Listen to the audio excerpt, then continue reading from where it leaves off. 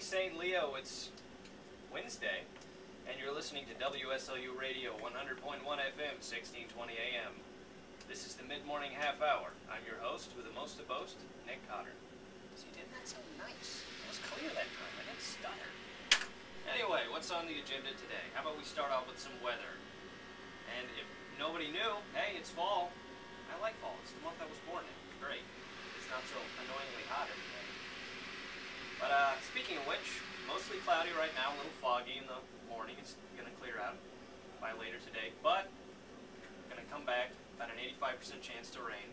That's really going to scum everything up for everybody. Really humid, 91%. That's usually a good indicator of rain. But we're looking at a high of only about 89 degrees today, which is good because regular highs are stupid at like 110. It's just crazy. It's supposed to be climate, not an oven. Come on. Sometimes I get mad at nature and want to tell it how to run things, but then again, you know, I'm just a radio guy. I don't control that much yet, but we're getting there. We're getting there.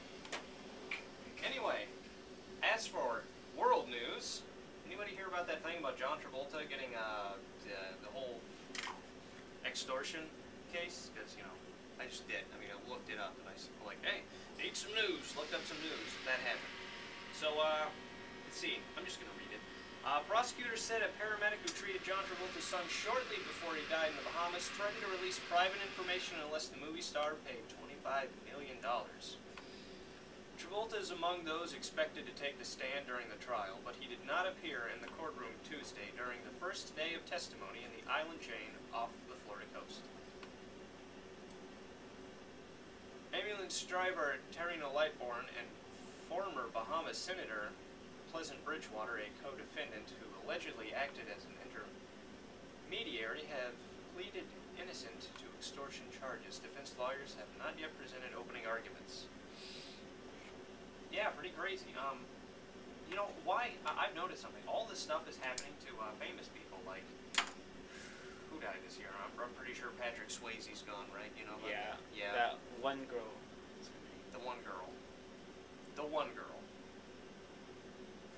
I don't know. I'm drawing blanks. Michael Jackson. Yeah, Michael Jackson.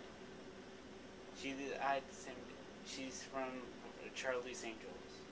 Oh yeah, the girl from Charlie's Angels. Still drawing blanks, but we're gonna say the girl from Charlie's Angels. Michael Jackson, Patrick Swayze, Billy Mays, the really annoying guy. Bernie Mac. Okay. Bernie Mac. Come on. Why are all these actors dying? We need new ones. They're the old stuff. I mean, they're great, and I'm not saying that they need to go, but they're dropping like flies. We need more actors. I need to be entertained. Go to the movies a lot. I need to be entertained. But speaking of entertainment, which I'm not very good at, but speaking of which, it's time for the Points of Interest segment of the show. Would you care to join, or am I supposed to pretend you're not there? It's the little red light on the side of the camera that makes it seem like it's mad at me. It's just staring and unblinking, and I'm staring back. And yeah, it won. It won that staring contest. I'm not afraid of cameras.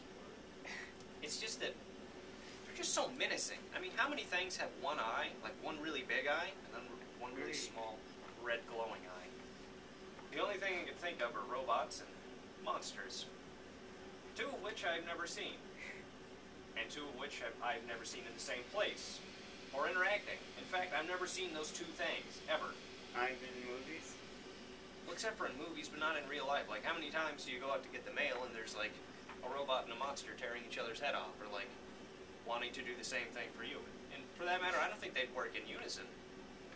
Think about it. One's like your average monster, probably an idiot, just wants to eat him. Man-made.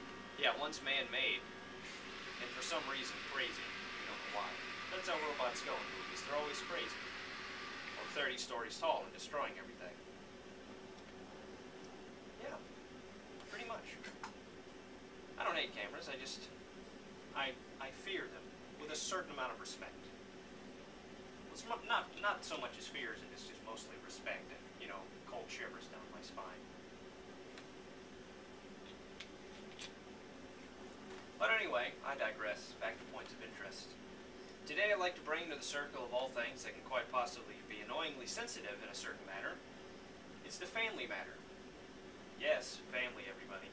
You know, I kind of don't want to read this script. They're getting a little clingy, and I keep writing these out, and for some reason it's Not working as good. yeah, it's like I'm writing from the perspective after just eating like a bucket of ice cream and watching the movie 27 Dresses and, you know, having a box of Kleenex in one arm. It just, I don't know. In fact, you know what, I'm just going to read through this and probably draw smiley faces on it, but what I think I was trying to do is to say that family is important.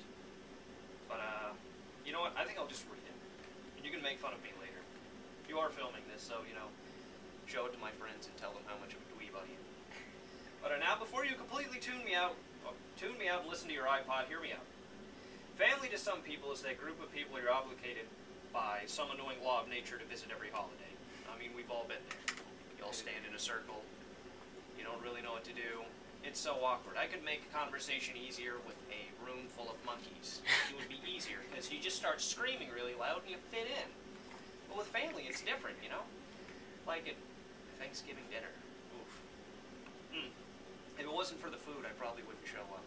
But, like I'm saying about that, it's you can't, just to annoy the whole family thing, as annoying as they are, you have to respect them somewhat, because, you know, as creepy as it sounds, they are kind of like you a lot. Yeah, you are related. There's that whole blood thing, DNA. And as much as we would all like to think that we're well off, we sometimes get to this point where family just becomes that weird group of people that looks like you strangely.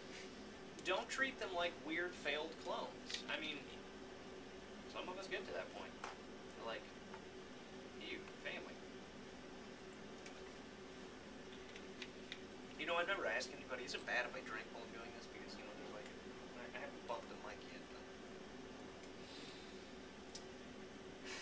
I even got to a point like this with some of my family. I just didn't care.